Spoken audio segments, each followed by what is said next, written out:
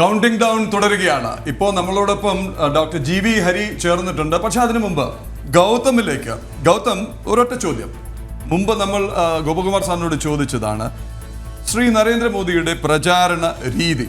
ശ്രീ നരേന്ദ്രമോദി കേരളത്തിൽ വന്നപ്പോൾ കേരളത്തിലെ പല വിഷയങ്ങളും സ്പെസിഫിക് ആയിട്ട് അഡ്രസ് ചെയ്യാൻ ശ്രമിച്ചു. കരുവന്നൂരിലെ സഹകരണ ബാങ്ക് തട്ടിപ്പ് വരെ, പാവങ്ങൾക്ക് കോടികൾ നഷ്ടപ്പെട്ടതുവരെ, ആ പണം നിങ്ങൾക്ക് തിരിച്ചു തരും എന്ന വ്യക്തമായ ഉറപ്പ് വരെ, അങ്ങനെ ഒരു മൈക്രോ ലെവലിൽ ആണോ ഗൗതം അദ്ദേഹത്തിൻ്റെ ഒരു പ്രചാരണ രീതി? വിവിധ സംസ്ഥാനങ്ങളിൽ വിവിധ ശൈലിയായിരുന്നു, അവസാനമായപ്പോൾ ശൈലി മാറി എന്നൊക്കെയുള്ള ഒരു വിമർശനം പോലും നാം കേട്ടു. ഗൗതം, ആ രീതിയിൽ തന്നെ വേണം വിലയിരുത്തേണ്ടത്. കാരണം BJPയുടെ ഇപ്പോഴത്തെ ഒരു സംഘടനാ വളർച്ചയ്ക്ക് തന്നെ ഏറ്റവും പ്രധാനപ്പെട്ട ഫാക്ടർ എന്ന് പറയുന്നത് നരേന്ദ്രമോദിയുടെ പ്രതിച്ഛായവും അദ്ദേഹം നടത്തുന്ന തെരഞ്ഞെടുപ്പ് പ്രചരണത്തിൻ്റെ ശൈലിയുമാണ്. നമുക്കറിയാം 1980 ഏപ്രിൽ 6-ന് ഈ BJP രൂപീകൃതമായ ശേഷം പിന്നീട് ഏതാണ്ട് 40 വർഷത്തിന് മുകളിൽ ഈ പാർട്ടിയുടെ സംഘടനാ സംവിധാനം നിലനിന്നിരുന്നത് മധ്യഭാരതത്തിലായിരുന്നു. പ്രത്യേകിച്ച് ഗുജറാത്ത്, അതോടൊപ്പം തന്നെ ഉത്തർപ്രദേശ്, രാജസ്ഥാൻ, മധ്യപ്രദേശ് തുടങ്ങിയ സംസ്ഥാനങ്ങൾ കേന്ദ്രീകരിച്ച് മാത്രം നിലനിന്നിരുന്നൊരു പാർട്ടി ഇന്ന് കശ്മീർ മുതൽ കന്യാകുമാരി വരെയും അതോടൊപ്പം തന്നെ അങ്ങ് വെസ്റ്റ് മുതൽ നോർത്ത് ഈസ്റ്റ് വരെയുള്ള ഭാഗങ്ങളിലും BJP അവരുടെ സംഘടനാ സംവിധാനം ഇന്ന് കാണുന്ന നിലയിൽ വളർത്തിയതും ഏതാണ്ട് 18 സംസ്ഥാനങ്ങളിൽ ദേശീയ തലത്തിൽ ലോക്സഭയിലും രാജ്യസഭയിലും ഒറ്റയ്ക്ക് കേവല ഭൂരിപക്ഷത്തോടെ ഇരിക്കുന്നു. ഒപ്പം 18 സംസ്ഥാനങ്ങളിൽ അധികാരത്തിലെത്തിയതിൻ്റെ ഏറ്റവും പ്രധാനപ്പെട്ട ഫാക്ടർ എന്നത് പ്രധാനമന്ത്രി നരേന്ദ്രമോദിയുടെ പ്രചരണമാണ്. ഉദാഹരണത്തിനായി പറയുകയാണെങ്കിൽ നമ്മൾ ഉത്തരഭാരതത്തിലെയും സൗത്ത് ഇന്ത്യയിലെയും ഒക്കെ പ്രചരണം മാറ്റിവെച്ച് ഇപ്പം നോർത്ത് ഈസ്റ്റ് എടുത്ത് നോക്കിക്കഴിഞ്ഞാൽ തന്നെ നോർത്ത് ഈസ്റ്റിൽ സാധാരണയായി ഇതുവരെയുള്ള 14 പ്രധാനമന്ത്രിമാരുടെ ചരിത്രം നോക്കിക്കഴിഞ്ഞാൽ 13 പ്രധാനമന്ത്രിമാരും എന്തെങ്കിലുമൊക്കെ പ്രത്യേക ആവശ്യത്തിന് അല്ലെങ്കിൽ തെരഞ്ഞെടുപ്പ് പ്രചരണ കാലത്തെങ്ങാനും നോർത്ത് ഈസ്റ്റിലേക്ക് ഒന്ന് പോയാലായി. പക്ഷേ നരേന്ദ്രമോദിയെ സംബന്ധിച്ചിടത്തോളം അദ്ദേഹം 60-ലധികം തവണ ചെറു സംസ്ഥാനങ്ങളായ ലോക്സഭയിലേക്ക് കേവലം 25 സീറ്റുകൾ മാത്രം നൽകുന്ന ആ ഒരു മേഖല, മറ്റ് പ്രധാനമന്ത്രിമാർ അവിടേക്ക് തിരിഞ്ഞു നോക്കിയില്ല എങ്കിൽ നരേന്ദ്രമോദി തുടർച്ചയായി അവിടേക്ക് എത്തുന്നു. മാത്രമല്ല നമ്മൾ അവിടെ അദ്ദേഹം നടത്തുന്ന തെരഞ്ഞെടുപ്പ് ശൈലി അവിടുത്തെ ഏറ്റവും താഴെത്തട്ടിലെ ജനങ്ങളെ വരെ അഡ്രസ്സ് ചെയ്തുകൊണ്ട് അവരുടെ പ്രശ്നങ്ങൾ, അവിടുത്തെ ഗോത്രയാഥാർത്ഥ്യങ്ങൾ മനസ്സിലാക്കി സംസാരിക്കുന്നു. അവിടുത്തെ വസ്ത്രം ധരിച്ചുകൊണ്ട് അദ്ദേഹം നിൽക്കുന്നു. ഒപ്പം ഓരോ സോണിലും രാജ്യത്തിൻ്റെ ഓരോ ഘട്ടങ്ങളിലും എത്തുമ്പോൾ, ഓരോ സ്ഥലങ്ങളിലും എത്തുമ്പോൾ അവിടുത്തെ ജനങ്ങൾ നേരിട്ടുകൊണ്ടിരിക്കുന്ന പ്രശ്നങ്ങൾ അല്ലെങ്കിൽ അവിടുത്തെ രാഷ്ട്രീയ വിഷയങ്ങൾ, നേരത്തെ സൂചിപ്പിച്ചതുപോലെ കേരളത്തിലെത്തുമ്പോൾ കരിവന്നൂർ ഉൾപ്പെടെയുള്ള വിഷയങ്ങൾ എടുത്തു കാട്ടുന്നു. മുൻപ് ശബരിമല വിഷയത്തിൻ്റെയൊക്കെ സമയത്ത് അദ്ദേഹം കേരളത്തിൽ പത്തനംതിട്ടയിൽ സംസാരിക്കുമ്പോൾ സ്വാമിയെ ശരണമയ്യപ്പ എന്ന് വിളിക്കുന്നു. അപ്പോൾ ഈ രീതിയിലുള്ള ഒരു തെരഞ്ഞെടുപ്പ് ശൈലി, ഒന്ന് നരേന്ദ്രമോദി എന്ന നേതാവ് നടപ്പാക്കിയ വികസനവും അദ്ദേഹം മുന്നോട്ട് വെക്കുന്ന വിചാരധാരയും ഒക്കെ മാറ്റിവെച്ചു കഴിഞ്ഞാലും അദ്ദേഹത്തിൻ്റെ പ്രസംഗ ശൈലിയും ഒരു വ്യക്തി എന്ന നിലയിൽ നരേന്ദ്രമോദിയോട് ഭാരതത്തിലെ ജനങ്ങൾക്ക് തോന്നുന്ന ആ ഒരു വലിയ തോതിലുള്ള മതിപ്പ്, അത് തീർച്ചയായും BJPയുടെ സംഘടനാ സംവിധാനത്തെ വളർത്തുന്നതിലും ഏറ്റവും പ്രധാനപ്പെട്ട ഒരു ഫാക്ടർ തന്നെയാണ്. ശരി ഗൗതമിലേക്ക് വരാം. ഇപ്പോൾ ജി വി ഹരി കൂടി നമുക്കൊപ്പം ചേരുന്നുണ്ട്, കോൺഗ്രസ് നേതാവ്. നോക്കൂ, എനിക്ക് ആദ്യം ഒറ്റ വാക്കിൽ ഉത്തരം കിട്ടുന്ന ഒരു ചോദ്യമാണുള്ളത്. UDF കേരളത്തിൽ എത്ര സീറ്റ് നേടും? 20-20 എന്ന് പറയരുത്. 20-20 പറയരുതെന്ന് പറഞ്ഞു കഴിഞ്ഞാൽ യഥാർത്ഥത്തിൽ കിട്ടുന്ന കാര്യം നമുക്ക് പറയാതിരിക്കാൻ കഴിയില്ല. 20-20 എന്ന് ഞങ്ങൾ ഇപ്പം മാത്രമല്ല, ഞങ്ങൾ ഈ തെരഞ്ഞെടുപ്പ് തുടങ്ങുന്നതിന് മുമ്പ് തന്നെ 2020 എന്ന് നമ്മൾ ആവർത്തിച്ചുകൊണ്ടിരിക്കുകയാണ്. അത് കോൺഗ്രസിന്റെ ആത്മവിശ്വാസമാണ്, സമ്മതിച്ചു. ജി വി ഹരി എന്ന വ്യക്തിക്ക് കൃത്യമായ പ്രവചനം അല്ല, എനിക്ക് എൻ്റെ പാർട്ടി പറയുന്നത് തന്നെയാണ് എൻ്റെ പ്രവചനം, അതിനകത്തൊരു സംശയമില്ല. ഞാൻ പാർട്ടിയുടെ വക്താവാണ്. ഞാൻ കുറെ കാലമായി രാഷ്ട്രീയവുമായി ബന്ധപ്പെട്ട് പ്രവർത്തിക്കുന്നു. ഈ ഇലക്ഷൻസ് പഠിക്കുന്ന ഒരാളെന്ന നിലയിൽ ഞാൻ പറയാൻ ആഗ്രഹിക്കുന്നു. അതിനുള്ള കാരണങ്ങളുണ്ട്, ഞാൻ വെറുതെ പറയുന്നതല്ല. ഒന്ന്, നമുക്കറിയാം, ഞങ്ങളുടെ ഈ തിരുവനന്തപുരം മുതൽ കാസർഗോഡ് വരെയുള്ള ഞങ്ങളുടെ സ്ഥാനാർത്ഥികളുടെ ഒരു അപ്പർ ഹാൻഡ്. സ്ഥാനാർത്ഥികൾ ഏത് തരത്തിലാണെങ്കിൽ പോലും ഒരു തരത്തിൽ വരെ മാറ്റി നിർത്താനോ അല്ലെങ്കിൽ അവരുടെ ഒരു ആക്ഷേപവും ഉന്നയിക്കാൻ കഴിയാത്ത സ്ഥാനാർത്ഥികളെ മുന്നോട്ട് വെക്കാൻ ഞങ്ങൾക്ക് സാധിച്ചു എന്നുള്ളതാണ് അതിലെ ഒന്നാമത്തെ ഘടകം.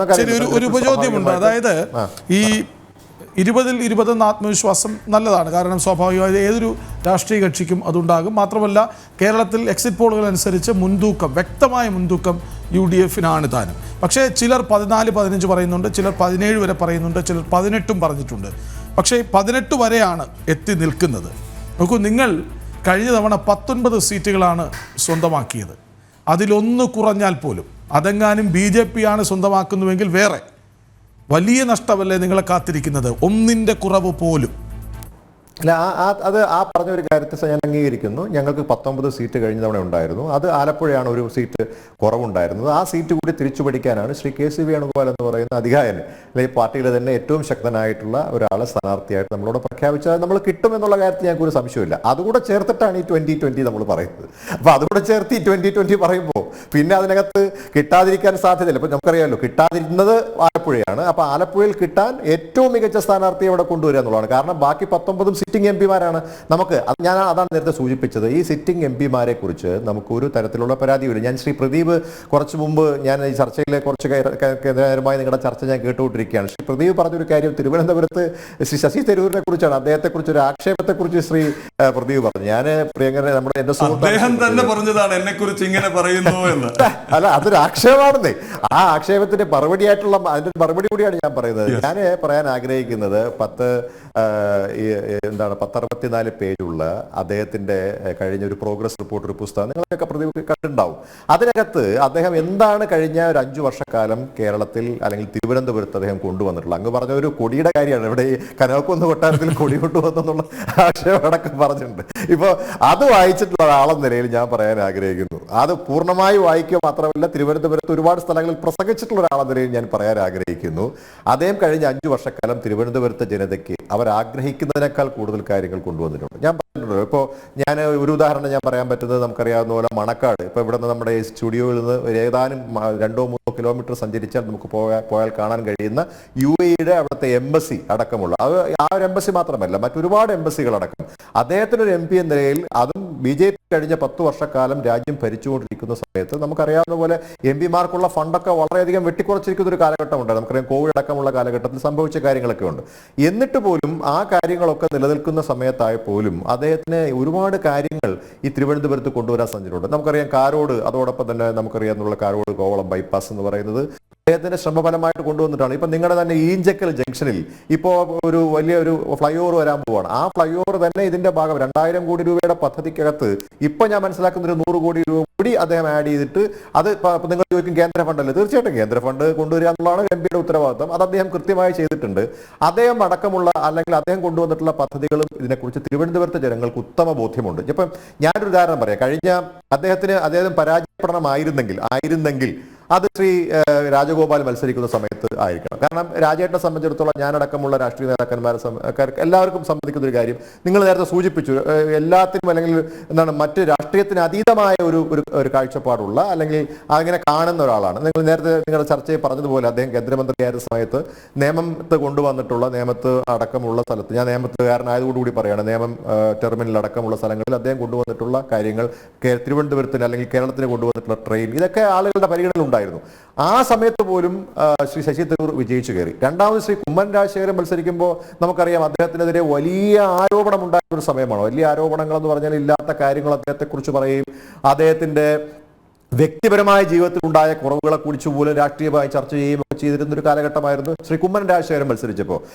ആ സമയത്തും അദ്ദേഹം വിജയിച്ചത് നമുക്കറിയാം. അത് 1 ലക്ഷം വോട്ടിന്റെ ഭൂരിപക്ഷത്തിൽ അദ്ദേഹം വിജയിക്കുകയാണ്. ഇപ്പൊ നേരത്തെ ശ്രീ പ്രദീപ് പറഞ്ഞ പോലെ ശ്രീ TN പ്രതാപൻ അടക്കം ആ ചർച്ചയിൽ പങ്കെടുത്ത്, നിങ്ങളുടെ ചർച്ച കുറെ നേരമായി കേട്ടുകൊണ്ടിരിക്കുന്നതുകൊണ്ട് പറയുകയാണ്, അത് നിങ്ങൾ പറഞ്ഞ വളരെ കറക്റ്റാണ്. അപ്പം പോലും ഞങ്ങൾക്കുള്ള ഒരു ആത്മവിശ്വാസം എന്ന് പറയുന്നത് അദ്ദേഹത്തോട് ഈ തീരദേശ ജനതയ്ക്ക് ഉണ്ടായിരുന്ന ഒരു സ്നേഹം. പക്ഷെ ആ സ്നേഹം ഇപ്പോൾ തീരദേശ ജനതയ്ക്ക് അതേ അളവിലുണ്ടോ എന്നൊരു ചോദ്യം പ്രസക്തമല്ലേ?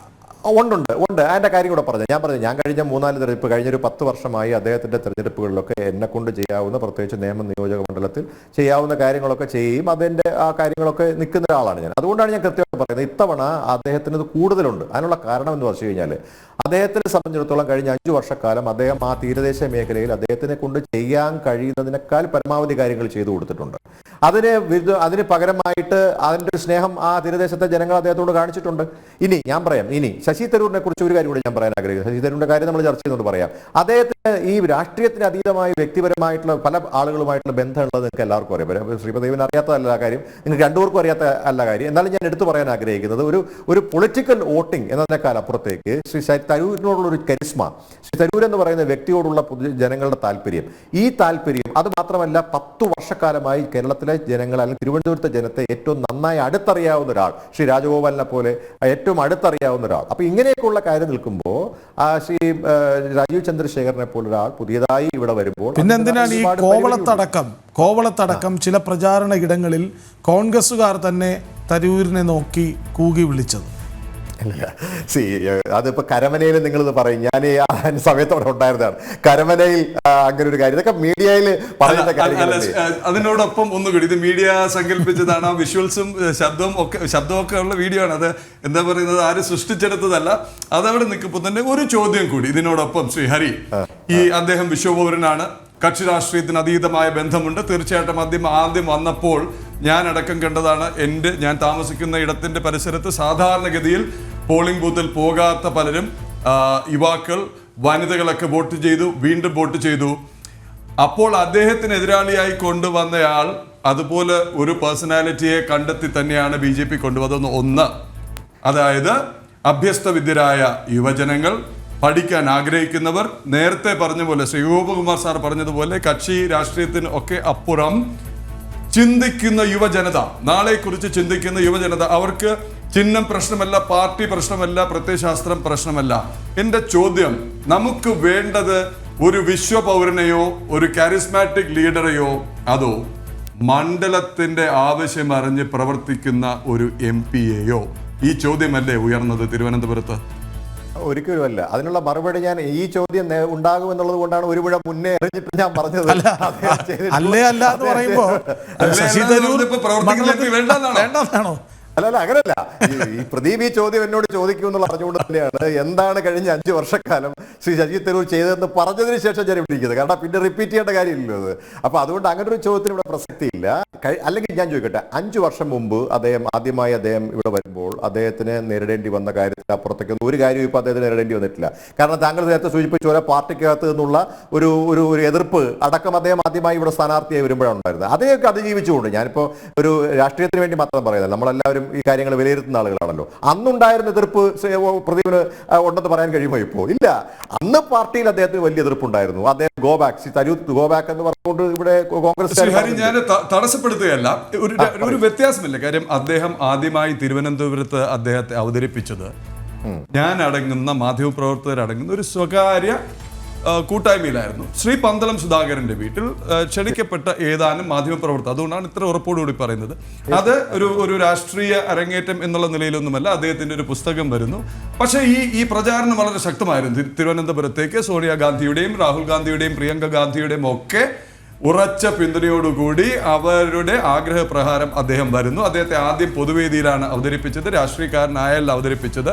അന്നുണ്ടായ എതിർപ്പ് എന്ന് പറയുന്നത് താഴെ തട്ടിൽ പ്രവർത്തിക്കുന്ന പ്രവർത്തകരുടേതായിരുന്നില്ല, മറിച്ച് ശശി തരൂർ എന്ന് പറയുന്ന ഒരു പേഴ്സണാലിറ്റി വന്നാൽ അവസരം നഷ്ടപ്പെട്ടേക്കാം എന്ന് ഭയന്ന ചില നേതാക്കൾക്കായിരുന്നു എതിർപ്പ്. ഗോബാക്ക് വിളിച്ചെങ്കിൽ അവർ പറഞ്ഞയച്ചവരാണ് ഗോബാക്ക് വിളിച്ചത്.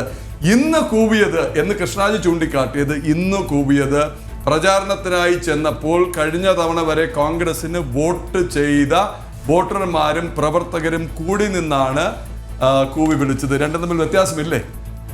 ഇല്ല, ഞാൻ പ്രദീപ് പറഞ്ഞ കാര്യം ഞാൻ പൂർണ്ണമായി തള്ളിക്കളയാണ്. കാരണം അങ്ങനെ ഒരു തിരുവനന്തപുരത്ത് നമ്മുടെ പ്രത്യേകിച്ച് കോൺഗ്രസ്സുകാരെ സംബന്ധിച്ചിടത്തോളം അദ്ദേഹം അപ്പോഴൊക്കെ അവർക്കൊരാവശ്യം ഉണ്ടോ ആ ആവശ്യങ്ങൾക്കൊക്കെ കൃത്യമായി അദ്ദേഹത്തിൻ്റെ ഇടപെടൽ ഉണ്ടായിട്ടുണ്ട് എന്ന് എനിക്ക് ഉറപ്പുണ്ട്. അദ്ദേഹം പല കാര്യത്തിൽ ഇപ്പോൾ ഞാൻ ഏറ്റവും അവസാനമായി പറഞ്ഞ ഉദാഹരണമുണ്ട്. തിരുവനന്തപുരത്ത് നിങ്ങൾക്ക് ഇപ്പോൾ കൃഷ്ണരാജാണെങ്കിലും അതോടൊപ്പം തന്നെ പ്രദീപനാണെങ്കിലും അറിയാവുന്ന ഡോക്ടർ ജ്യോതിദേവിന്റെ ഒരു പൊളിറ്റിക്കൽ ബാക്ക്ഗ്രൗണ്ടിനെ കുറിച്ച് ഞാൻ ഇവിടെ പറയാൻ ആഗ്രഹിക്കുന്നത്. അതിൻ്റെ പൊളിറ്റിക്കൽ ബേസ് എന്താണെന്നുള്ളത് ഞാൻ നിങ്ങളോട് പറയേണ്ട കാര്യമില്ല.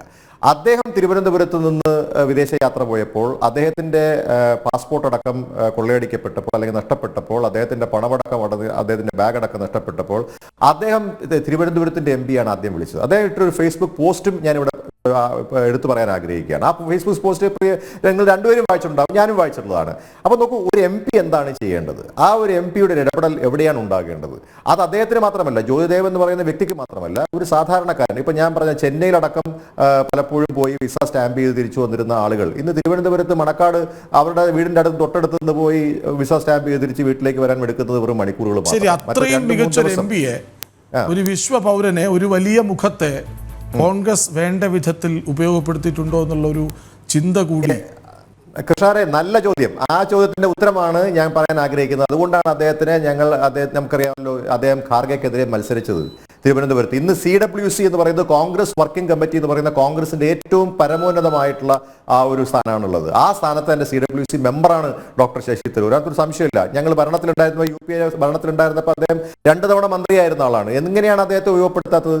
അങ്ങൊന്ന് പറയൂ. അദ്ദേഹം വിദേശകാര്യ മന്ത്രിയായിരുന്നു, അദ്ദേഹം വിദ്യാഭ്യാസ വകുപ്പ് മന്ത്രിയായിരുന്നു. ഈ 2 തലത്തിലും അദ്ദേഹം ഉണ്ട്. അതോടൊപ്പം തന്നെ മത്സരിക്കാനായിട്ട് ഖാർഗെക്കെതിരായിട്ട് മത്സരിക്കാൻ അദ്ദേഹം മുന്നോട്ട് വന്നപ്പോൾ അദ്ദേഹത്തെ എല്ലാവരും സ്വാഗതം ചെയ്തല്ലേ, ഒരു സംശയമൊന്നുമില്ല. അതിനകത്ത് മത്സരിച്ചപ്പോൾ അദ്ദേഹം പരാജയപ്പെട്ടു. പക്ഷേ അദ്ദേഹത്തെ എന്താ ചെയ്തത്? CWC മെമ്പർ എന്ന് പറയുന്ന സ്ഥാനം കൊടുക്കുകയാണ് ചെയ്തത്. അപ്പൊ കോൺഗ്രസ് പാർട്ടിക്ക് എങ്ങനെയൊക്കെ ശശി തരൂരിനെ ഉപയോഗപ്പെടുത്താൻ കഴിയുമോ? ഇനി നോക്കൂ, 3 തവണ മത്സരിച്ച് 4ാം തവണ അദ്ദേഹത്തിന് മത്സരിക്കാൻ അവസരം കൊടുക്കുകയാണ് പാർട്ടി. ഇതിൽ കൂടുതൽ എന്താ പാർട്ടി ചെയ്യേണ്ടത്? അദ്ദേഹം 3 തവണ ഹാട്രിക് ചാൻസ് വിജയിച്ചു. ശ്രീജീവി ഹരി, അതിൽ 2-3 കാര്യങ്ങൾ. അതെ, അദ്ദേഹം MP ആയി, അദ്ദേഹം 2 തവണ മന്ത്രിയായി, അദ്ദേഹം ഇപ്പൊ CWC മെമ്പറായി, അദ്ദേഹം എല്ലാം ആയി ഒരു ഭാഗത്ത്. പിന്നെ താങ്കൾ പറഞ്ഞ ഈ 54 നേട്ട പട്ടിക, അത് നമുക്ക് മറ്റൊരു അവസ്ഥയിൽ ചർച്ച ചെയ്യാൻ. കാര്യം ഇനി ഒരുപാട് ഘടകങ്ങൾ ഇവിടെ ചർച്ച ചെയ്യേണ്ടി. 54 പോയിന്റുള്ള നേട്ട പട്ടിക ഞാനും കണ്ടിരുന്നതാണ്. ആ നേട്ട പട്ടികയിൽ ഏറെക്കുറെ എല്ലാം കേന്ദ്രത്തിലെ NDA സർക്കാർ, അതല്ലെങ്കിൽ മോദി സർക്കാർ നടപ്പിലാക്കിയ പദ്ധതികൾ ഇവിടെയും വന്നു എന്നത് മാത്രമാണ് എന്നായിരുന്നു വളരെ ശക്തമായി BJP ഉന്നയിച്ച ഒരു വിമർശനം. നമുക്ക് അതിന്റെ വിശദാംശങ്ങളിലേക്ക് പോകാൻ. താങ്കൾ ആവർത്തിച്ച് ഈ 54 പട്ടിക പറഞ്ഞത് കൊണ്ട് മാത്രമാണ് അതൊന്ന് ചൂണ്ടിക്കാട്ടിയത്. ഇപ്പോൾ നമ്മൾ പോകുന്നത് പുതുതായി ചേർന്ന അതിഥിയിലേക്കാണ്, രാഷ്ട്രീയ നിരീക്ഷകനായ ഡോക്ടർ കെ ജയപ്രസാദിലേക്ക്. ഡോക്ടർ ജയപ്രസാദ്, സ്വാഗതം കൗണ്ടിംഗ് ഡൗണിലേക്ക് ജനജീവിയുടെ. ഇതുവരെയുള്ള ചർച്ച താങ്കൾ കേട്ടോ എന്ന് അറിയില്ല. ഏതായാലും അതിൽ ഉയർന്ന നേരത്തെ ഗോപകുമാർ സാർ ഉണ്ടായിരുന്നു. അപ്പോൾ അദ്ദേഹം ചില കാര്യങ്ങൾ ചൂണ്ടിക്കാട്ടി. ദർ ഇസ് നോ ഓൾട്ടർനേറ്റീവ് എന്നുള്ള ഒരു വാദം അദ്ദേഹം ഉയർത്തി. അതിനെ ഇടതു പ്രതിനിധിയായിരുന്ന ഡോക്ടർ ജയരാജ് അതിനെ ഖണ്ഡിച്ചു. There is an alternative. ആ ഓൾട്ടർനേറ്റീവിന്റെ പേരാണ് സോഷ്യലിസം. ആ സോഷ്യലിസത്തിൽ ഊന്നിയുള്ള സഖ്യവും മുന്നണിയും ഒക്കെ അധികാരത്തിൽ വരും. നാളെ അറിയാം, നാളെ ഉച്ചയ്ക്ക് അറിയാം. അവർ ഒരു ഹങ് പാർലമെന്റ് ഉണ്ടാവുകയും ഈ സഖ്യം അധികാരത്തിലെത്തുകയും ചെയ്യുമെന്നുമുള്ള വളരെ ഒരുപക്ഷെ ഇന്ത്യ സഖ്യത്തിന്, UDFന്, LDFന് ഒക്കെ ഭയങ്കരമായ പ്രതീക്ഷ നൽകുന്ന, ശുഭപ്രതീക്ഷ നൽകുന്ന ചില വാദമുഖങ്ങൾ അദ്ദേഹം ഉന്നയിച്ചിരുന്നു. അങ്ങയോട് ചോദിക്കാനുള്ള ചോദ്യം, ഈ എക്സിറ്റ് പോളുകൾ നൽകുന്ന സൂചന അനുസരിച്ച്, ഒന്ന്, NDAക്ക് 1 മുതൽ 3 സീറ്റ് വരെ ലഭിക്കാം. എല്ലാ എക്സിറ്റ് പോളുകളും ഏറ്റവും കുറഞ്ഞത് 1 സീറ്റും പരമാവധി 3 സീറ്റും ചാണക്യ, ടുഡേസ് ചാണക്യ 4 പറഞ്ഞിട്ടുണ്ട്. അതിനും അപ്പുറം ഇടതു മുന്നണിയുടെ അവസ്ഥ പരിതാപകരമാകുമെന്നുള്ളൊരു സൂചന.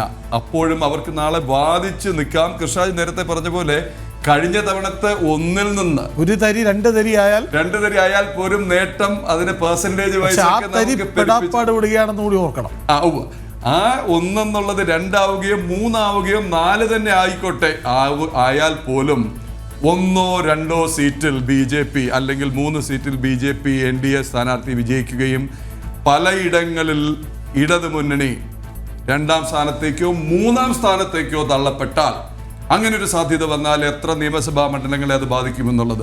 അപ്പോൾ അങ്ങനെയുള്ള ചോദ്യം ഇതാണ്. ഇതുവരെ നമ്മുടെ മുന്നിലുള്ളത് എക്സിറ്റ് പോൾ ഫലങ്ങൾ മാത്രമാണ്. ഇതാണ് സൂചനയെങ്കിൽ ഇടതിൻ്റെ അവസ്ഥ ഇനി എന്താ?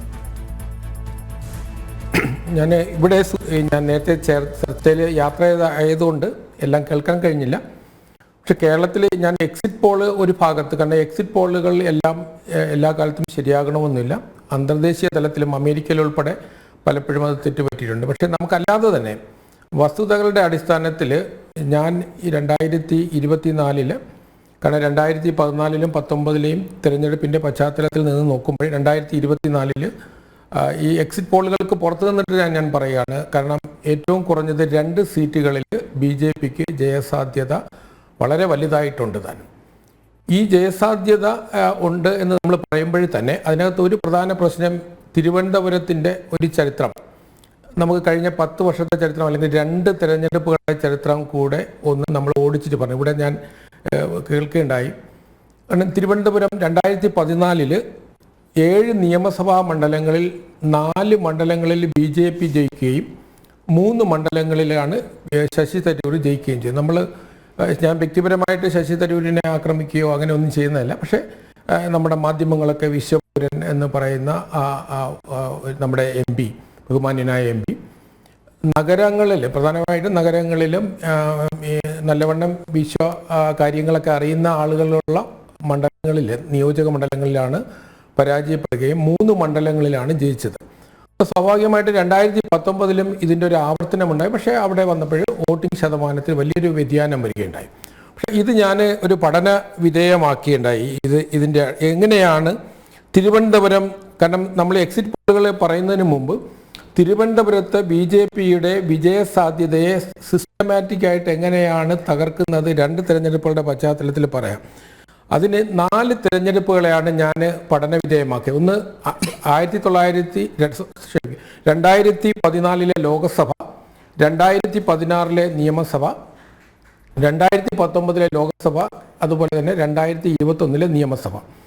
ഈ 4 തിരഞ്ഞെടുപ്പുകളെ നമ്മൾ അവലോകനം ചെയ്യുമ്പോൾ 2014 നിയമസഭാ മണ്ഡലങ്ങളിൽ ഇടതു മുന്നണിയുടെ വോട്ട്, ഇപ്പോൾ ശശി തരൂരിൻ്റെ വിജയത്തെ ഇടതു മുന്നണിയുടെ ഒരു ദാനമായിട്ട് കാണുന്ന ഒരാളാണ് ഞാൻ. അതിന് ഞാൻ വെറുതെ പറയില്ല, കണക്കുകൾ മാത്രമല്ല, വ്യക്തിപരമായ കാര്യങ്ങളോ മറ്റൊന്നും ഞാനിവിടെ പറയുന്നില്ല. അപ്പോൾ പാറശാല മണ്ഡലത്തിൽ 2014 ലോകസഭയിൽ ഇടതു മുന്നണിക്ക് ലഭിച്ചത് 32%. അത് 2016 നിയമസഭയിൽ വരുമ്പോഴത്തേക്കും അത് 44 ഉയരും. അതുപോലെ 2019 29% പാറശാലയിൽ ഇടതുമുന്നണിക്ക് ലഭിക്കുമ്പോൾ നിയമസഭ വരുമ്പോൾ അത് 48% മാറും, 48.16% മാറും. നെയ്യാറ്റിൻകര മണ്ഡലത്തിൽ 2014 32% പാർലമെന്റിലാകുമ്പോൾ നിയമസഭയിൽ 47%. ആ വ്യത്യാസം നിങ്ങൾ നോക്കൂ. ഇടതുപക്ഷം ഒരു കേഡർ പാർട്ടിയാണ്, നമുക്കെല്ലാവർക്കും CPMന്റെ കഴിവ് ശക്തിയും അറിയാം. തിരുവനന്തപുരത്തെ 7 മണ്ഡലങ്ങളിൽ 6 നിയോജക മണ്ഡലങ്ങളിലും ഇടതുമുന്നണിയാണ് ഇന്ന് MLA ഉള്ളതും എന്നുള്ളത് നമ്മളിവിടെ എടുത്തു പറയണം. ഇതിൽ നെയ്യാറ്റിൻകര മണ്ഡലത്തിൽ 32.6% വോട്ട് ലോകസഭയിലും 47 നിയമസഭയിലുമാണ്, 14-ലും 16-ലും. അത് 19 വന്നപ്പോഴത്തേക്കും 27% ഇടതുമുന്നണിയുടെ വോട്ട് 27% നെയ്യാറ്റിൻകരയിൽ കുറഞ്ഞു.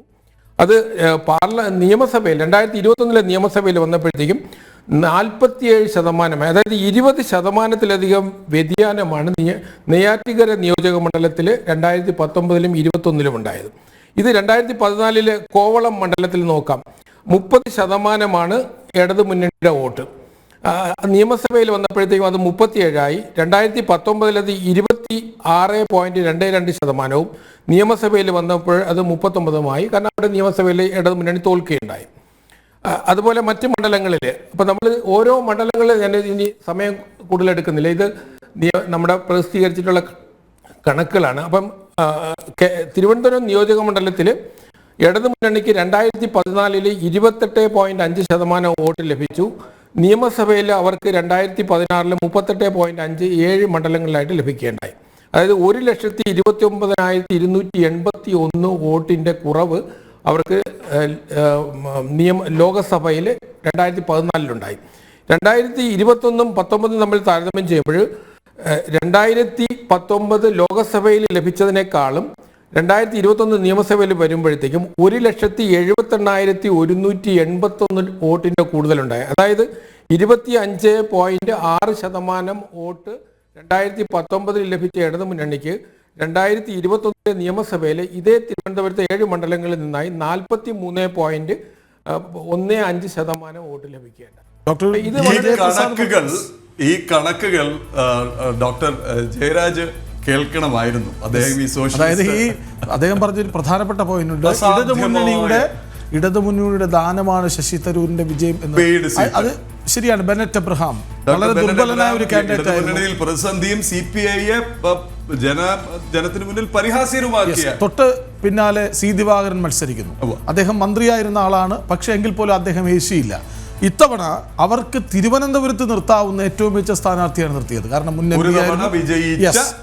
മുൻ MP ആണ്, ഒരിക്കലും ആരോപണങ്ങൾക്ക് വിധേയരാകാത്ത ഒരാളാണ്, വളരെ അങ്ങനെ ഒരാളെ അവർ അവതരിപ്പിച്ചു. അപ്പോഴെന്താകും അവസ്ഥ?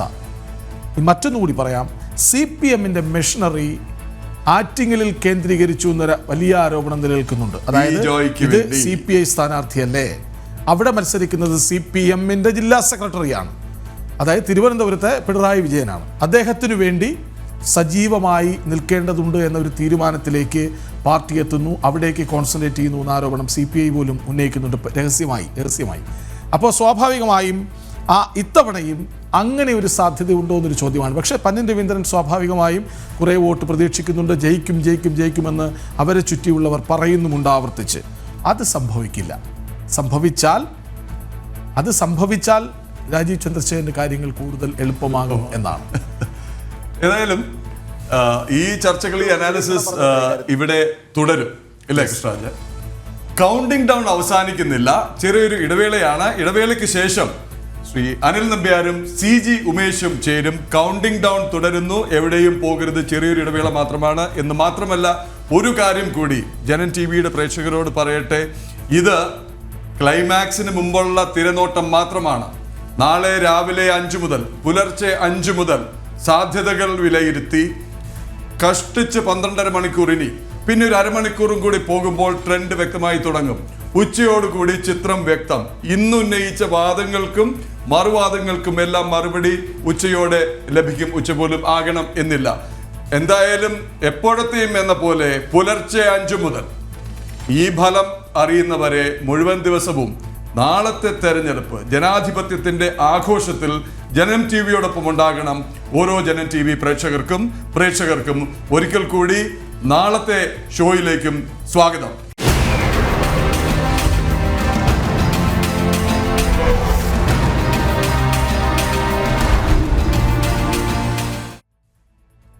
യെസ്, എന്തായാലും എന്താണ് ഭാരതം വിധി എഴുതിയതെന്ന് അറിയാൻ ഇനി മണിക്കൂറുള്ള മാത്രം കാത്തിരിപ്പേ ഉള്ളൂ. എന്തായാലും ഈ തെരഞ്ഞെടുപ്പ് അൽനബിയാർ അടയാളപ്പെടുത്തുന്നത് ഇന്ത്യ സഖ്യത്തിന്റെ ഭാവി എന്താണ് എന്നതാണ്. പ്രതിപക്ഷത്തെ മുഴുവൻ പാർട്ടികളെയും ഒരുമിച്ച് കൂട്ടിക്കൊണ്ട് വലിയൊരു മൂവ്മെന്റിനാണ് കോൺഗ്രസ് ശ്രമിച്ചത്. അതിൽ ആരാണ് വലിയേട്ടൻ എന്ന കാര്യത്തിൽ വലിയ തർക്കങ്ങൾ നടത്തുന്നത്. കോൺഗ്രസിന് പ്രധാനമന്ത്രി സ്ഥാനാർത്ഥിയാവണം, അതല്ലെങ്കിൽ മമതാ ബാനർജിക്ക് മുഖ്യമന്ത്രിയാവണം, അങ്ങനെ പലവിധ തർക്കങ്ങൾക്കൊടുവിലാണ് തെരഞ്ഞെടുപ്പിലേക്കൊക്കെ കടക്കുന്നത്. തെരഞ്ഞെടുപ്പിന്റെ പ്രചരണ ഘട്ടത്തിൽ പോലും ഉത്തർപ്രദേശിൽ ഉൾപ്പെടെ വലിയ തർക്കങ്ങളിലേക്കും ഒക്കെ പോയിരുന്നാലും ഇപ്പോഴത്തെ എക്സിറ്റ് പോൾ ഫലങ്ങൾ സൂചിപ്പിക്കുന്നത് ഈ കൂട്ടുകെട്ടിന് വലിയ മുന്നേറ്റം ഭാരതത്തിൽ ഉണ്ടാക്കാൻ കഴിയുന്നില്ല. പ്രത്യേകിച്ച് പശ്ചിമബംഗാൾ ഈ തെരഞ്ഞെടുപ്പിൽ ഒരു വലിയ ദിശാസൂചകമായി മാറാനുള്ള സാധ്യതയുണ്ട്. എക്സിറ്റ് പോൾ ഫലങ്ങൾ സൂചിപ്പിക്കുന്ന അനുസരിച്ചാണെങ്കിൽ മമതയ്ക്ക് ഒരു തിരിച്ചടി അവിടെ ഉണ്ടാകും. മാത്രമല്ല രാജ്യത്തെ മുഴുവൻ സംസ്ഥാനങ്ങളിലെയും തെരഞ്ഞെടുപ്പ് ശതമാന കണക്കുകൾ നോക്കിയാൽ അല്പം മുന്നോട്ട് നിൽക്കുന്നത്, ഉയർന്ന തെരഞ്ഞെടുപ്പ് പോളിംഗ് രേഖപ്പെടുത്തിയിരിക്കുന്നത് പശ്ചിമബംഗാൾ ആണ് താനും. അത് ഭരണവിരുദ്ധ വികാരം, സംസ്ഥാനത്തെ ഭരണവിരുദ്ധ വികാരമാണ് എന്നതാണ് NDA ക്യാമ്പിന്റെ വലിയൊരു ആശ്വാസം. എന്തായാലും ഈ തെരഞ്ഞെടുപ്പ് ആദ്യം പറഞ്ഞ പോലെ ചർച്ചയാകുക അല്ലെങ്കിൽ അടയാളപ്പെടുത്തുക. രാഹുലിന്റെ നേതൃത്വത്തിൽ ഇനി കോൺഗ്രസിന് ഈ പ്രതിപക്ഷ സഖ്യങ്ങളെ ഒരുമിച്ച് കൊണ്ടുപോയി ഒരു നേതൃനിരയിലേക്ക് വരാനുള്ള ആയുസ് അവശേഷിക്കുന്നതാണ് പ്രധാനമായും ചർച്ച ചെയ്യേണ്ടത്. എനിക്കൊന്നു കോൺഗ്രസ് പ്രതിനിധി GB ഹരി നമ്മോടൊപ്പം ഈ ചർച്ചയുടെ ഭാഗമായിട്ടുണ്ട്. ശ്രീ ഹരി, ഈ തെരഞ്ഞെടുപ്പ് എക്സിറ്റ് പോൾ ഫലങ്ങൾ ശരിവെച്ചുകൊണ്ടാണ് നാളെ ഇനി ഈ തെരഞ്ഞെടുപ്പ് ഫലം വരാൻ പോകുന്നതെങ്കിൽ അവിടെയാണ് ചോദ്യം. ഈ പ്രതിപക്ഷ പാർട്ടികളെ മുഴുവൻ ഒത്തൊരുമിച്ച് കൊണ്ടുവന്ന് അതിന്റെ നേതൃനിരയിലേക്ക് കോൺഗ്രസിന് നിൽക്കുക, അവിടെ കോൺഗ്രസ് ഉയർത്തിക്കാട്ടുന്ന രാഹുലോ അല്ലെങ്കിൽ മറ്റാർക്കെങ്കിലും അതിന്റെ നേതൃനിരയിലേക്ക് വരാൻ സാധിക്കുക, അത് ഈ തിരഞ്ഞെടുപ്പിന് ശേഷം ഉണ്ടാകുന്ന ഒരു രാഷ്ട്രീയ സമവാക്യങ്ങൾക്ക് അങ്ങനെ ഒരു മുന്നോട്ട് പോക്കിന് സാധ്യമുണ്ടാകുമെന്ന് കോൺഗ്രസ് പ്രതീക്ഷിക്കുന്നുണ്ടോ? തീർച്ചയായിട്ടും. എന്തായാലും ഈ ഇന്ത്യ മുന്നണി രൂപീകരിക്കപ്പെട്ടിരിക്കുന്നത് കോൺഗ്രസ് മുൻകൈ എടുത്തിട്ട് തന്നെയാണെന്നുള്ള കാര്യത്തിൽ സംശയമില്ലാത്തത് കൊണ്ട് തന്നെ സ്വാഭാവികമായിട്ടും ഞങ്ങൾക്ക് അനുകൂലമായിട്ടുള്ള ഒരു ജനവിധി ഉണ്ടാകുകയാണെങ്കിൽ, ഒരു ഫിനോമിനലായിട്ട് ചോദിച്ചുകൊണ്ട് ഞാൻ അങ്ങനെ പറയുന്നു, വിജയിക്കുകയാണെങ്കിൽ സ്വാഭാവികമായിട്ടും ശ്രീ രാഹുൽ ഗാന്ധി അടക്കമുള്ള നേതാക്കന്മാർ, അത് പാർട്ടി കൂടി അല്ലെങ്കിൽ ഇന്ത്യ മുന്നണി കൂടി അതിൻ്റെ പ്രധാനപ്പെട്ട നേതാക്കന്മാർ കൂടി പ്രധാനമന്ത്രി സ്ഥാനാർത്ഥിയെ നിർണ്ണയിക്കുമെന്നുള്ള കാര്യത്തിൽ എനിക്കൊരു സംശയവുമില്ല. ഇതിനകത്ത് ഒരു പ്രധാനപ്പെട്ട കാര്യം ഞാൻ പറയാൻ ആഗ്രഹിക്കുന്നത്, ഇപ്പോഴുള്ള ഈ എക്സിറ്റ് പോളുകൾ സ്വാഭാവികമായിട്ട് എല്ലാ കാലത്തും എക്സിറ്റ് പോളുകൾ ഉണ്ടായിട്ടുണ്ട്. ഇവിടെ മാത്രമല്ല, ലോക ചരിത്രത്തിലൊക്കെ നമ്മൾ പരിശോധിച്ചാൽ എക്സിറ്റ് പോളുകൾ ഉണ്ടായിട്ടുണ്ട്. എക്സിറ്റ് പോളുകൾ 100% സ്ഥിരം അല്ലെങ്കിൽ ശരിയായിട്ടില്ല എന്നുള്ളതൊക്കെ നമുക്ക് എല്ലാവർക്കും അറിയാവുന്ന കാര്യമാണ്. അപ്പോൾ ഇവിടെ നമ്മൾ ആഗ്രഹിക്കുന്ന ഒരു പ്രധാനപ്പെട്ട കാര്യം എന്ന് പറയുന്നത്, കേരളത്തിലേക്കാണ് വരുന്നതെങ്കിൽ കേരളത്തിലെ ഞങ്ങൾ ആവർത്തിക്കുന്ന ഒരു പ്രധാനപ്പെട്ട കാര്യം, അത് ഇപ്പോൾ മാത്രമല്ല തെരഞ്ഞെടുപ്പിൻ്റെ തുടക്കം മുതൽ ഞങ്ങൾ ആവർത്തിക്കുന്നൊരു കാര്യം 2020 നമ്മൾ എത്തും എന്നുള്ള കാര്യമാണ്. കാരണം കഴിഞ്ഞ പ്രാവശ്യത്തെ തെരഞ്ഞെടുപ്പിൽ നമ്മൾ 19 സീറ്റുകൾ നമുക്ക് വിജയിക്കാൻ സാധിച്ചു. ഞങ്ങൾക്ക് ഒരു സീറ്റ് വിജയിക്കാൻ കഴിയാത്തത് ആലപ്പുഴയിലാണ്. അപ്പോൾ സ്വാഭാവികമായിട്ടും ആലപ്പുഴയിൽ ഞങ്ങൾ ഏറ്റവും ശക്തനായിട്ടൊരു സ്ഥാനാർത്ഥിയെ കൊണ്ടുവരികയും അല്ലെങ്കിൽ അവിടെ ആ സ്ഥാനാർത്ഥി മത്സരിച്ച് KC വേണുഗോപാൽ, പാർട്ടിയുടെ തന്നെ AICCയുടെ സംഘടനാ ചുമതലയുള്ള സെക്രട്ടറി തന്നെ അവിടെ ഒന്ന് മത്സരിക്കുകയും ചെയ്യുമ്പോൾ സ്വാഭാവികം അതുകൂടി കിട്ടും എന്നുള്ള കാര്യത്തിൽ ഞങ്ങൾക്ക് ഒരു സംശയമില്ല. അങ്ങനെയാണ് ആ 2020 എന്ന ഒരു ഇതിലേക്ക് നമ്മൾ എത്തിയിട്ടുള്ളത്. അതുപോലെ തന്നെയാണ് മറ്റ് സംസ്ഥാനങ്ങളിലുമൊക്കെ തന്നെ ഏറ്റവും മികച്ച സ്ഥാനാർത്ഥികളെ, അതോടൊപ്പം തന്നെ വിട്ടുവീഴ്ചകൾക്ക് നമ്മൾ ഒരുപാട് തയ്യാറായിട്ടുണ്ട്. നമ്മൾ പരിശോധിച്ചാൽ അറിയാം, പല സ്ഥലങ്ങളിൽ ഇപ്പോൾ ഡൽഹിയിലടക്കമുള്ള കാര്യങ്ങൾ നമ്മൾ നോക്കുമ്പോൾ അവിടെ സീറ്റുകൾ വിട്ടുകൊടുത്ത് തന്നെ മത്സരിക്കാൻ, അല്ലെങ്കിൽ നമ്മളൊരു വിട്ടുവീഴ്ച ഒരു ഇന്ത്യ മുന്നണിക്ക് മുൻകൈ എടുത്തിട്ടുള്ള, അല്ലെങ്കിൽ ഇന്ത്യ മുന്നണി സഖ്യത്തിന് നേതൃത്വം കൊടുക്കുന്ന ഒരു പാർട്ടി എന്ന നിലയിൽ മറ്റ് പാർട്ടികളെല്ലാം നമ്മൾ ഉൾക്കൊണ്ടിട്ടുണ്ട്. പ്രത്യേകിച്ച് മഹാരാഷ്ട്ര, അതോടൊപ്പം ഡൽഹി തുടങ്ങിയ സ്ഥലങ്ങളൊക്കെ, നമ്മൾ പഞ്ചാബ് അടക്കമുള്ള സ്ഥലങ്ങൾ നമ്മൾ പരിശോധിച്ച് നോക്കിയാൽ അവിടെയൊക്കെ നമ്മളൊരു വിട്ടുവീഴ്ചയ്ക്ക് തയ്യാറായിട്ട് തന്നെയാണ് നമ്മൾ മുന്നോട്ട് പോയിട്ടുള്ളത്. കാരണം നമ്മൾ നേരത്തെ സൂചിപ്പിച്ചതുപോലെ നമ്മൾ രാജ്യം മുന്നോട്ട് വെക്കുന്ന രാജ്യത്തിന്റെ പ്രധാനപ്പെട്ട മൂല്യങ്ങളെ സംരക്ഷിക്കാൻ കഴിയുന്ന തരത്തിലുള്ള ഒരു ഭരണ സംവിധാനം ഈ രാജ്യത്ത് ഉണ്ടാകണമെന്ന് ഞങ്ങൾ ആഗ്രഹിച്ചിട്ടുണ്ട്. അതുകൊണ്ട് ഡോക്ടർ ജി വി ഹരി അങ്ങനെ വിട്ടുവീഴ്ചയ്ക്ക് തയ്യാറായത് കോൺഗ്രസ് ശക്തമല്ല എന്ന തിരിച്ചറിവിൻ്റെ അടിസ്ഥാനത്തിൽ അല്ലേ? മാത്രമല്ല ഒരു കാര്യം കൂടി, ഇപ്പോൾ 295 സീറ്റുകൾ നേടും എന്ന് പറയുന്നു അല്ലേ? കഴിഞ്ഞ ദിവസം ഇന്ത്യ സഖ്യത്തിലെ നേതാക്കന്മാർ അവർ ഒരു യോഗം ചേർന്നിരുന്നു. അതിൽ പറഞ്ഞത് 295 സീറ്റ് കിട്ടും എന്നാണ്.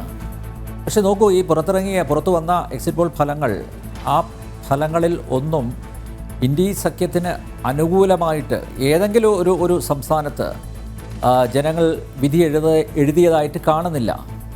ഇനിയിപ്പം മണിക്കൂറുകൾ മാത്രമേ ശേഷിക്കുന്നുള്ളൂ. പക്ഷേ എങ്കിലും എല്ലാ സർവേ ഫലങ്ങളും ഇന്ത്യ സഖ്യത്തിന് എതിരായി വന്നത് എന്തുകൊണ്ടാണ്? മാത്രമല്ല, ഇപ്പോൾ ഈ ഇന്ത്യ സഖ്യത്തിൻ്റെ നായകൻ ആര് എന്നൊരു ചോദ്യം അത് തുടക്കം മുതലേ ഉയർന്നു വന്നിരുന്നു. ആരാണ് ഈ സഖ്യത്തെ നയിക്കുന്നത്? അതിൻ്റെ നേതൃത്വം ഏറ്റെടുക്കാൻ രാഹുൽ ഗാന്ധി പോലും തയ്യാറായില്ല. ഇനി അഥവാ ഇന്ത്യ സഖ്യം അധികാരത്തിലെത്തിയാൽ ആരാകും പ്രധാനമന്ത്രി? അതിന് ഒരു ഉത്തരമില്ല.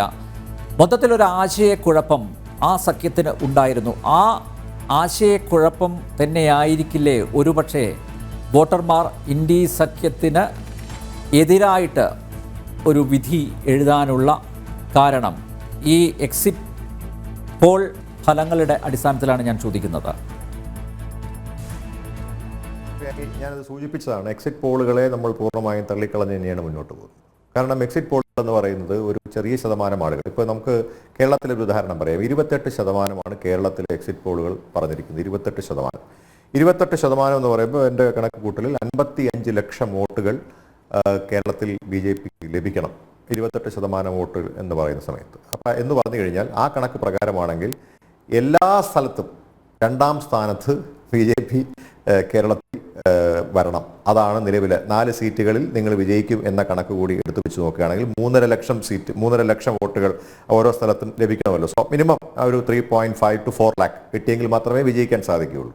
അതുകൂടാതെ ആണെങ്കിൽ പോലും പിന്നെ ഒരു 40 ലക്ഷം, അല്ലെങ്കിൽ നമ്മൾ റൗണ്ട് ചെയ്തൊരു 15 ലക്ഷം എന്ന് പറഞ്ഞു കഴിഞ്ഞാൽ ബാക്കി വരുന്ന ഒരു 40 ലക്ഷമാണ്. ആ 40 ലക്ഷത്തിൽ ബാക്കിയുള്ള സ്ഥലങ്ങളിലെല്ലാം നിങ്ങൾ 2ാം സ്ഥാനത്ത് വരണമെങ്കിൽ 2.5 ലക്ഷം വോട്ട് കിട്ടുമെന്നാണ് ഇത് പറയുന്നത്. എന്തടിസ്ഥാനമാണ് അതിനകത്തുള്ളത്?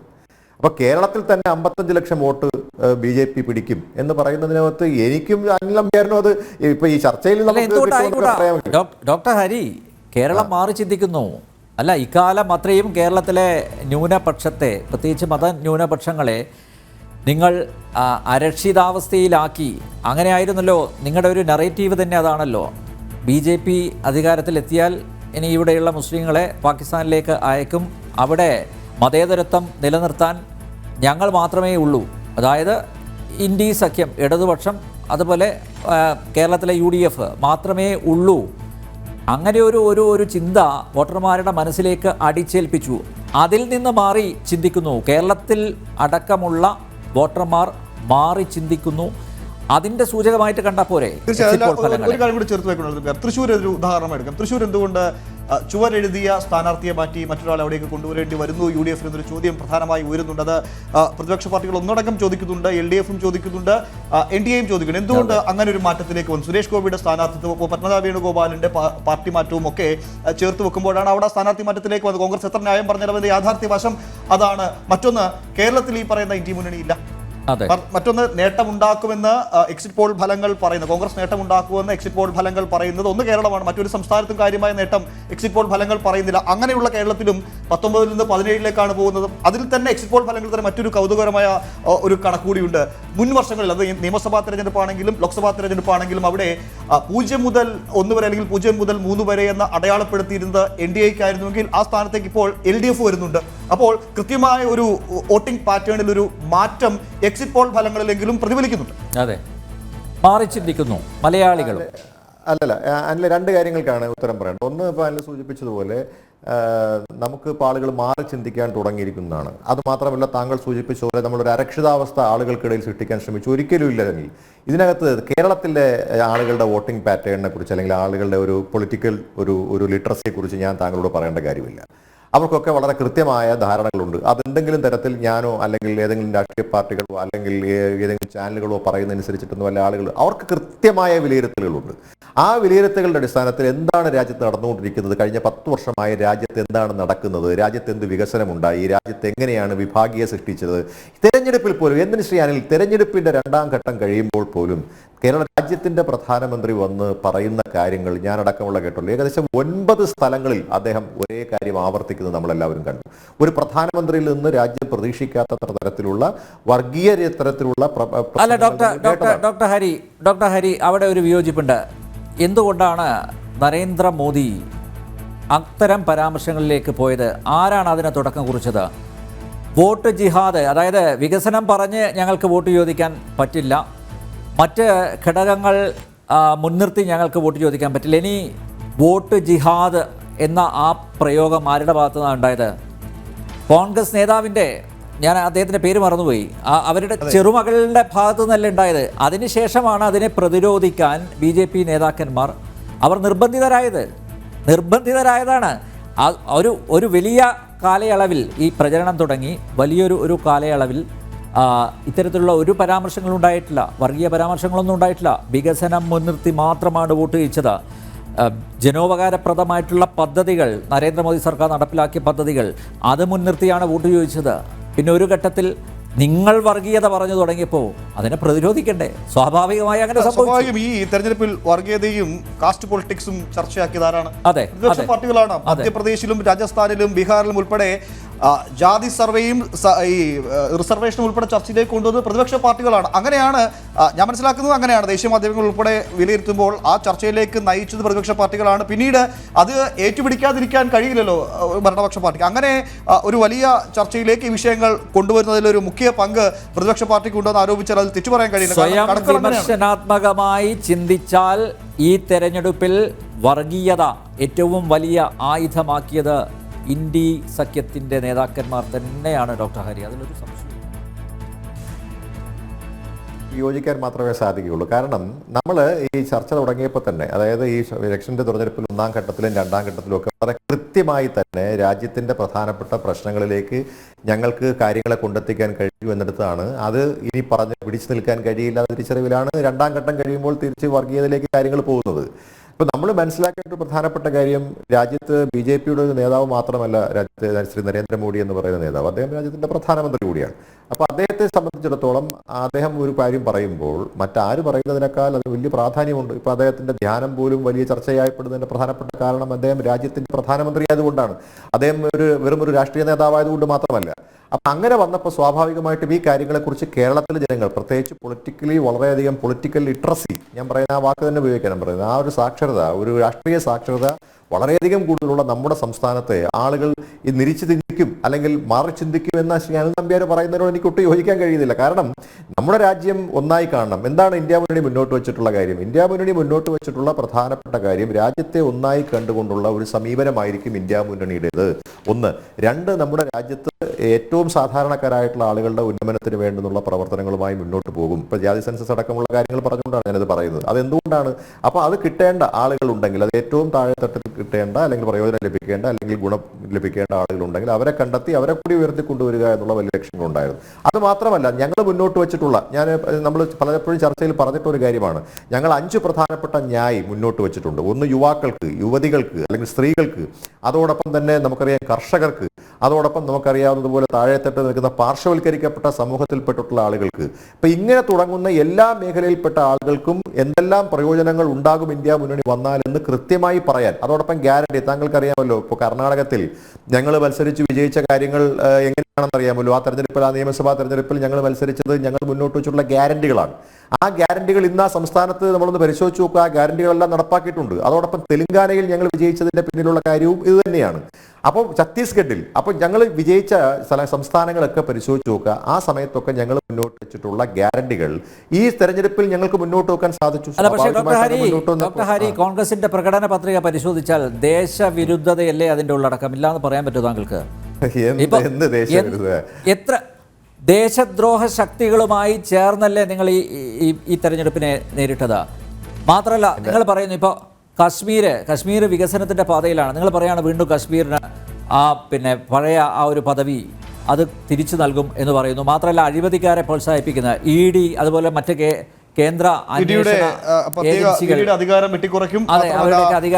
വേറൊരു വലിയ കൗതുകമുണ്ട് അൽനബീർ, ഈ രാജ്യം മുഴുവൻ വലിയ പ്രക്ഷോഭത്തിലേക്ക് പോകുമെന്ന് കേരളത്തിലിരുന്ന് നേതാക്കന്മാർ ആഹ്വാനം ചെയ്തതാണ് പൗരത്വ നിയമ ഭേദഗതി. അത് വലിയൊരു പൊളിറ്റിക്കൽ അജണ്ടയാക്കി കോൺഗ്രസ് ഉയർത്തിക്കൊണ്ടു. അതിന്റെ പ്രഭവ കേന്ദ്രം കേരളം തന്നെയായിരുന്നു. കേരളത്തിലല്ലാതെ പുറത്ത് ഒരിടത്തും ചർച്ചയാക്കാൻ കോൺഗ്രസ് തയ്യാറായിരുന്നത് മാത്രമല്ല പ്രകടന പത്രികയിൽ ഒരു വരി നേരിട്ട് പറയാൻ കോൺഗ്രസ് അവിടെ ധൈര്യം കാണിച്ചു. പലതവണ പ്രധാനമന്ത്രിയും ആഭ്യന്തരമന്ത്രിയും ഒക്കെ ഉറക്കെ ചോദിച്ചിരുന്നു ഇത് പിൻവലിക്കാൻ, പൗരത്വ നിയമ ഭേദഗതി പിൻവലിക്കാൻ കോൺഗ്രസിന് ചങ്കൂറ്റമുണ്ടെങ്കിൽ പരസ്യമായി പറയുമെന്ന് പറഞ്ഞപ്പോൾ അവിടെ ഇവിടെ എന്തോ ചില മറുപടി ഏതോ ഒരു മൂലയ്ക്ക് എന്തോ ഒരു അനുച്ഛേദമായിട്ട് നിങ്ങൾ കാണിച്ചു എന്നല്ലാതെ. അപ്പം നോക്കൂ, ഈ സഖ്യത്തിന്റെ അല്ലെങ്കിൽ കോൺഗ്രസിന്റെ ആത്മാർത്ഥതയല്ലേ ചോദ്യം ചെയ്യപ്പെടുന്നത്? അല്ലേ, ഞാൻ വീണ്ടും പറയാൻ ആഗ്രഹിക്കുന്ന ഒരു കാര്യം, ഇപ്പോൾ നമ്മൾ പൗരത്വ ഭേദഗതിക്ക് മുമ്പ് അനിൽ പറഞ്ഞ ഒരു കാര്യം കാശ്മീരിനെ കുറിച്ചാണ്. അപ്പൊ കാശ്മീർ ഗംഭീരമായി പോകുന്നു എന്നങ്ങ് പറഞ്ഞു. കാശ്മീരിലെ അങ്ങ് ഇപ്പൊ ഈ പറയുന്ന എക്സിറ്റ് പോളിൽ കാശ്മീരിന്റെ ഫലം ശ്രദ്ധിച്ചു. ഏറ്റവും കൂടുതൽ മലയാളികൾ വിനോദസഞ്ചാരത്തിന് പോകുന്ന ഞാൻ ചോദിച്ച ഉത്തരം പറയൂ. ഈ എക്സിറ്റ് പോളിൽ BJP-യുടെ നിലയെക്കുറിച്ച് ഞാൻ കൃത്യമായി പറഞ്ഞിട്ടുണ്ട്. നിങ്ങൾ ഞാനിതിൽ വിശ്വസിക്കുന്നില്ല, പക്ഷെ എന്നാലും നിങ്ങൾ പറയുന്ന എക്സിറ്റ് പോളിൽ ഈ വലിയ മാറ്റം ഉണ്ടാവുമെന്ന് പറയുന്ന എക്സിറ്റ് പോളിൽ എന്താണ് കാശ്മീരിലെ അവസ്ഥ? അത് പറയുന്നുണ്ടല്ലോ. കാശ്മീരിൽ എന്താ അവസ്ഥ? അപ്പോൾ അവിടെ വലിയ വികസനമാണ് നടക്കുന്നതെങ്കിൽ അവിടെ BJP-ക്ക് അനുകൂലമായ ഒരു ഘടകമല്ലേ ഉണ്ടാവേണ്ടത്, അല്ലെങ്കിൽ അങ്ങനെ ഒരു മാറ്റമല്ലേ അവിടെ ഉണ്ടാവേണ്ടത്? അത് ഉണ്ടായില്ലല്ലോ. എക്സിറ്റ് പോളിൽ പോട്ടെ, അത് എക്സിറ്റ് പോൾ അവിടെ വിടും. എക്സിറ്റ് പോളിൽ ഞാൻ വിശ്വസിക്കാത്തതുകൊണ്ടാണ് ഞാൻ അതിലേക്ക് പറയാത്തത്. ഇനി താങ്കൾ പറഞ്ഞിട്ടുള്ള ഈ CAA, ഇപ്പം CAA സംബന്ധിച്ചിടത്തോളം ഞാനിത് ഒരുപാട് തവണ പറഞ്ഞിട്ടുള്ളതാണ്. CAA മാത്രമല്ല, രാജ്യത്തിന് വിരുദ്ധമായി, രാജ്യത്തിന്റെ ഭരണഘടനയ്ക്ക് വിരുദ്ധമായി ഈ രാജ്യത്ത് നമ്മൾ ഉണ്ടാക്കിയിട്ടുള്ള നിയമങ്ങളൊക്കെ തന്നെ പിൻവലിക്കുമെന്ന് കോൺഗ്രസ് പറയുമ്പോൾ, കോൺഗ്രസിന്റെ പ്രകടന പത്രികയിൽ വളരെ വ്യക്തമായി പറയുമ്പോൾ, പിന്നീട് അതിനകത്ത് CAA കുറിച്ച് പറയുന്നില്ല എന്നതിനെക്കുറിച്ച് എന്താണ് അതിന്റെ പ്രസക്തി? എന്താണ് അത് വീണ്ടും പറയുന്നതിന്? അപ്പൊ രാജ്യത്ത് ഇത് മാത്രമല്ല, രാജ്യത്തിന്റെ ഭരണഘടനയ്ക്ക് വിരുദ്ധമായി തയ്യാറാക്കിയിട്ടുള്ള ഒട്ടനവധിയായിട്ടുള്ള നിയമങ്ങൾ, ആ നിയമങ്ങളിലാണ് നമുക്ക് മാറ്റം ഉണ്ടാവാൻ പോകുന്നത് എന്ന് കൃത്യമായി നടപ്പിലാക്കണം എന്ന് ആദ്യം തീരുമാനിച്ചത് കോൺഗ്രസ് ആയിരുന്നു അല്ലെ? പിന്നെ നിങ്ങൾ നിലപാട് മാറ്റി. പിന്നെ ഇപ്പൊ ഇതാ അവിടെ വേണോ ഇവിടെ വേണോ എന്നുള്ള ഒരു കൺഫ്യൂഷൻ, ഒരു ആശയക്കുഴപ്പം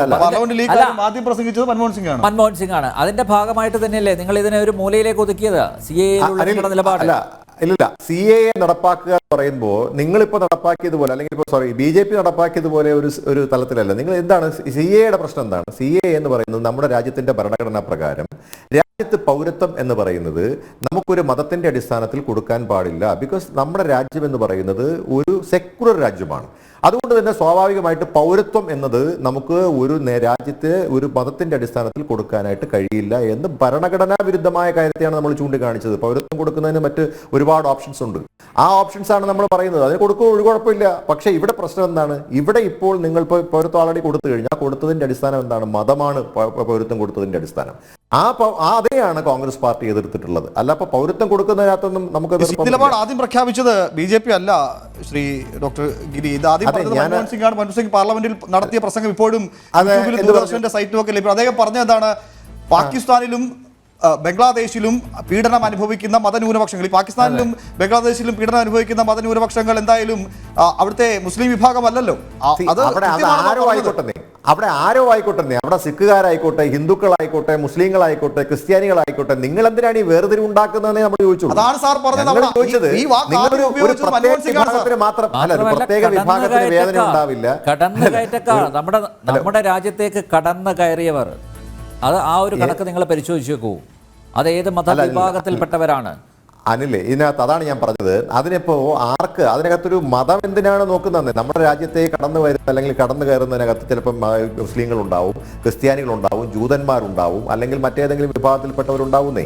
അപ്പൊ അതിനകത്ത് ഒരു പ്രത്യേക വിഭാഗത്തെ മാത്രം മാറ്റി നിർത്തുന്നതിന്റെ പിന്നിലെ പ്രസക്തി, അതിന്റെ താല്പര്യം എന്താണെന്ന് മാത്രമേ ഉള്ളൂ ഇവിടെ പ്രശ്നം.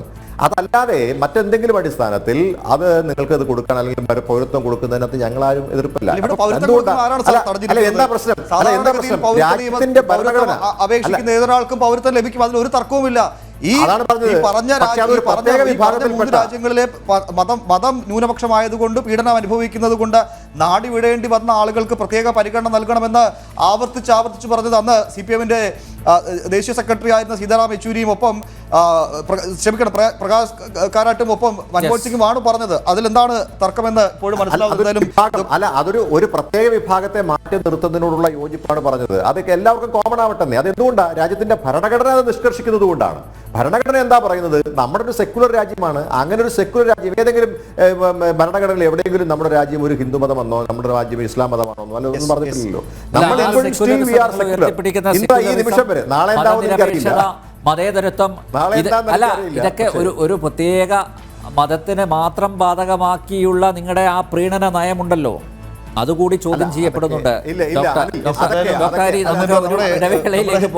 ചർച്ച പൗരത്വത്തിലേക്ക് മാത്രമായി തിരിച്ച് തിരഞ്ഞെടുപ്പിലേക്ക് കേന്ദ്രീകരിക്കാൻ ഉദ്ദേശിക്കുന്നില്ല.